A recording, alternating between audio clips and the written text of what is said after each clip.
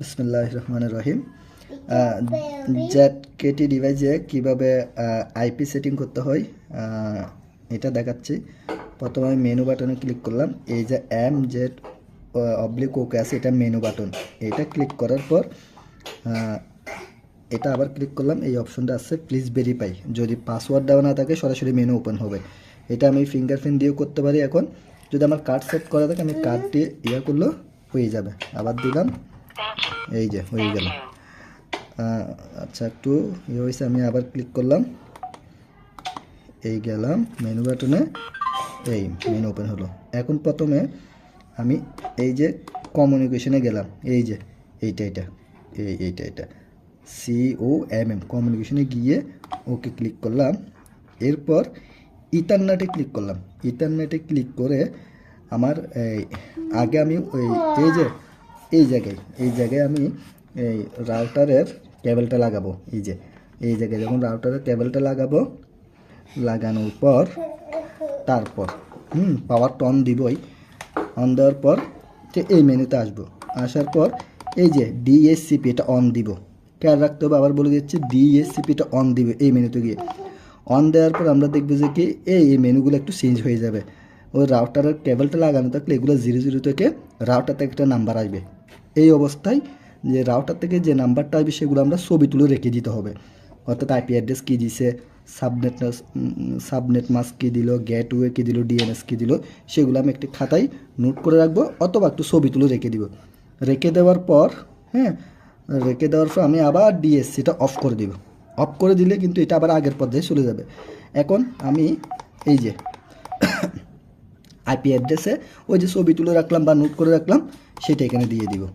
তারপর ধরেন 1 আসলো, তারপর এখানে 196 আসলো, ধরলাম। তারপর এখানে এটা আসলো, এখানে এটা আসলো, ধরলাম, হয়ে গেল।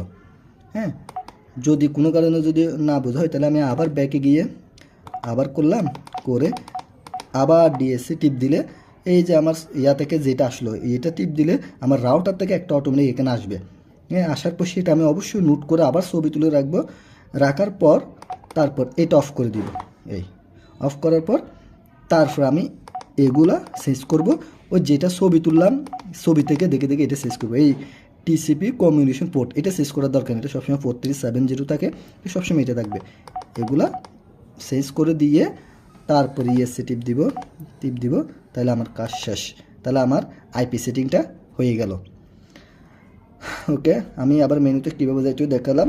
আবার দেখে প্রথমে ওকে টিপ দিলাম। টিপ দেওয়ার প্লিজ ভেরিফাই আসছে, তখন কার্ড দিব অথবা ফিঙ্গারপ্রিন্ট দিলেও হবে যদি আমার ফিঙ্গারপ্রিন্ট সেট থাকে। ওকে, এবারে একবারে দেখাচ্ছি কীভাবে ইউজার অ্যাড করতে হয়। প্রথমে আমি গেলাম, আবার মেনুতে গেলাম, আবার আমি ভেরিফিকেশন করলাম। করার পরে যে প্রথমে আছে ইউজার ম্যানেজমেন্ট, ওকে দিলাম। ওকে দেওয়ার পর এই নিউ ইউজার, এই ওকে দিলাম। ইউজার ID 88, তার মানে 87 নাম্বার পর্যন্ত তৈরি করা আছে। এখানে নেম দিতে গেলে দিব, ধরেন দিলাম তারপর আলমগীর দিলাম, JKL দিলাম, আসলো। ওকে দিলাম। ওকে দেওয়ার পর এই যে আমি তারপর ইউজার রোল নর্মাল ইউজার থাকবে। এই যে এখানে ফিঙ্গারপ্রিন্ট গিয়ে এই ফিঙ্গারপ্রিন্ট সেট করব। আমি এখন করলাম না, এই ওকে। আমি এখন যেটা তৈরি করছি সেটা যদি ডিলিট করে দিতে চাই তাহলে আমি সেটা ডিলিট করি। কত নাম্বার ছিল? 88, দুঃখিত, গেলাম। এই যে 80, 81, 83, 84, 85, 86, ওই যে ওইটা তো যেটা করছি সেটা সেভ তো করি নাই সেজন্য। আচ্ছা, ওকে। এবার দেখি যেগুলো ইউজার তৈরি করা হয়েছে এটার মধ্যে আমরা কীভাবে অ্যাড করব, ফিঙ্গারপ্রিন্ট অ্যাড করব। প্রথমে আবার এইরকম মেনুতে যাব, মেনুতে গিয়ে অল ইউজার্সে যাব, গিয়ে ধরেন আমার সফটওয়্যার থেকে আমার যে বের হবে, একটা লিস্ট বের হবে কার কত আইডি, নামের পাশে আইডিগুলো থাকবে। এই আইডিগুলো সবসময় ইউনিক, একজনের জন্য 3, যেটা 3 দেখা যাচ্ছে বা 2 দেখা যাচ্ছে, এই যে 3, এই যে 2, সেটা অন্য ইউজারের জন্য হবে না, সফটওয়্যারভাবে সেটিং করা আছে। এই যে আমি 3 দিলাম, ধরেন আমি 3-এর জন্য করব, এই ফিঙ্গারপ্রিন্ট সেট করবো অথবা কার্ড সেট করব। এই এখানে ওকে দিব। ওকে দেওয়ার পর এডিট দিব। এডিট দেওয়ার পর এই যে এই ফিঙ্গারপ্রিন্ট আছে এখানে ওকে দিব। ওকে দরকার আমাকে বলবে ফিঙ্গারপ্রিন্ট সেট করার জন্য। এই যে আমি দিব 1 বার 2 বার 3 বার দিব, দিলাম। অথবা যদি কার্ড সেট করতে হয় এখানে কার্ড নাম্বারে গিয়ে দিব, তারপর কার্ডটা এখানে প্রেস করবে এরকম করে, যেভাবে এরকম করে প্রেস করব, প্রেস করলেই আমার এই কার্ডটা সেট হয়ে যাবে। তখন ইএসসি দিব, ইএসসি মানে ব্যাকে যাব, এভাবে দেবো, হয়ে গেল।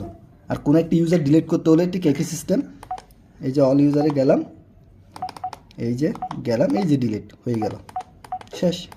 এতটুকুই। তারপরেও না বুঝলে অবশ্যই এখন আরেকটা বিষয়, আপনার রাউটার থেকে এইটাতে কানেকশন ঠিকমতো আসছে কিনা সেটা বুঝবেন কীভাবে। এই যে কোনো একটা ইয়া দেখা যাচ্ছে এটা, হ্যাঁ এটা হচ্ছে এই সিগন্যালটা যদি ক্রস না থাকে, যদি ক্রস না থাকে তার মানে মনে করবেন যে এটা কানেক্টেড ঠিকমতো হচ্ছে, আর যদি ক্রস মানে কানেক্টেড নাই, ঠিক আছে। এই যে এখন আমার কানেকশন নাই, সেই জন্য এটা ক্রস। আর যখন আপনি এটা লাগাবেন ডিভাইস থেকে ইন্টারনেট কানেকশন বা রাউটার সাথে ঠিকমতো কানেকশন হচ্ছে, তাহলে এটা দেখা যাবে। ওকে, ঠিক আছে, এতটুকুই। আমি আরেকবার আইপি সেটিংটা আরেকবার দেখাই। এই যে আমি গেলাম কমিউনিকেশন ইথারনেট দিলাম, যেটা হচ্ছে সেটা ছবি তুলে রেখে দিলাম অথবা খাতায় লিখে দিলাম, লিখে রাখলাম। আবার এটাকে আবার অন আছে অফ করে দিলাম, অফ করে দিয়ে যেটা খাতায় লিখে রাখছিলাম সেটা এখানে আস্তে আস্তে ওকে দিয়ে এই সেট করব, এটা সেট করব, এই তারপর সামনে এটা সেট করব, তাইলে হয়ে গেল। ওকে, এতটুকু। আসসালামু আলাইকুম রহমতুল্লাহি।